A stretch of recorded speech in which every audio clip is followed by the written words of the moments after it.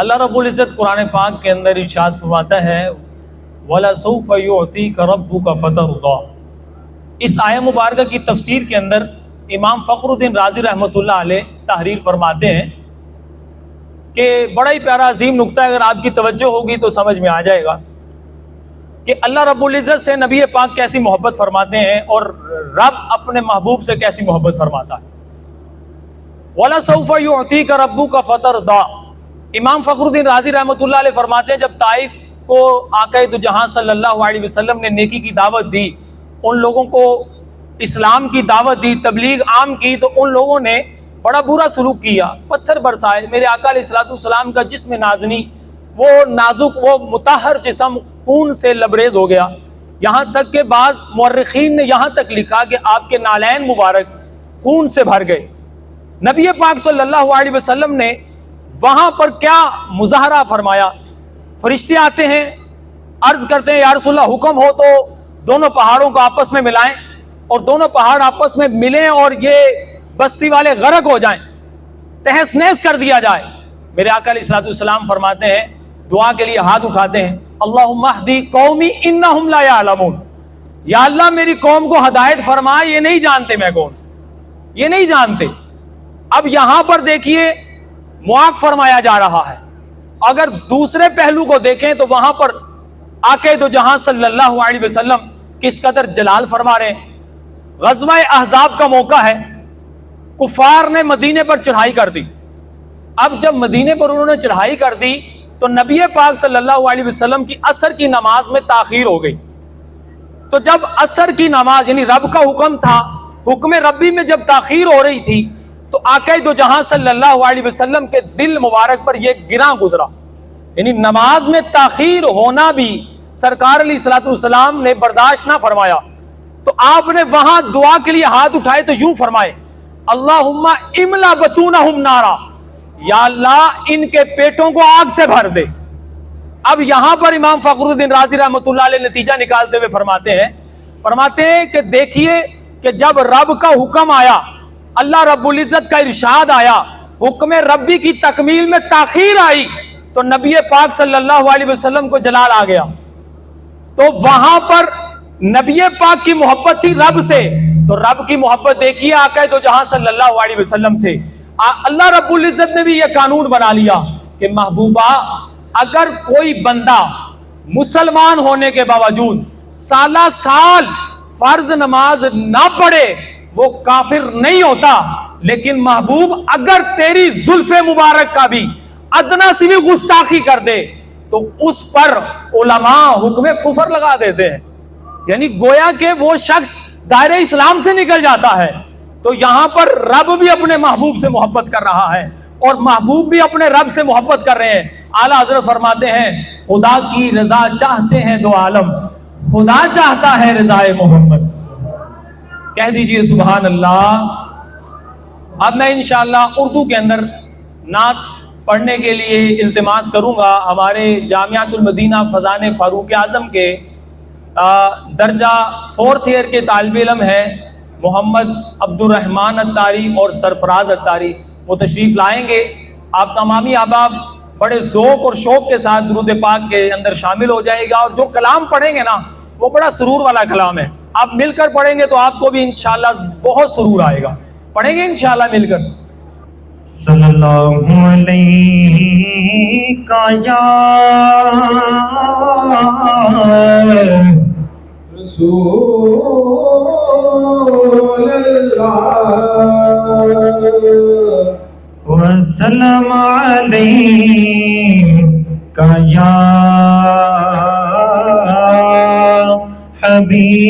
حبیب اللہ۔ مل کے پڑھیے صلی اللہ علیہ یا رسول اللہ وسلم علیکہ یا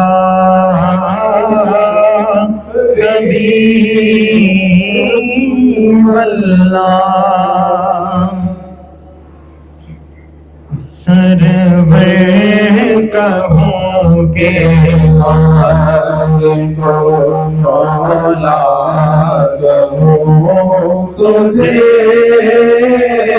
سرور کہوں گے مالک مولا کہوں تجھے سرور کہوں گے مالک مولا کہوں تجھے بھاگے خلیل کا گل زیبا کہوں تجھے بھاگے خلیل کا گل زیبا کہوں تجھے اور اللہ نے تیرے جسم منور کتاب سے اللہ نے تیرے جسم منور کتاب سے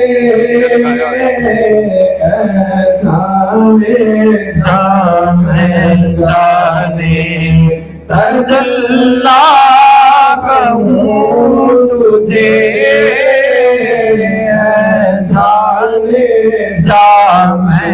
جانے تجلا کہوں تجھے جانے تجلا کہوں تجھے اور تیرے تو وصف بے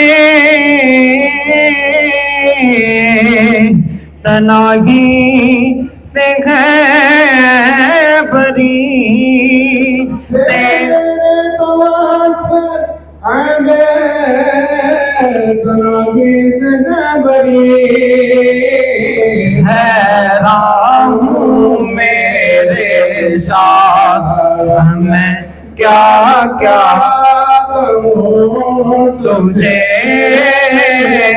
حیران ہوں میرے ساتھ میں کیا کیا کروں تجھے سرور کہوں کہ مالک مولا کہوں تجھے لیکن رضا نے ختم سخن اس پہ کر دیا خالق کا بندہ خلق کا آقا کہوں تجھے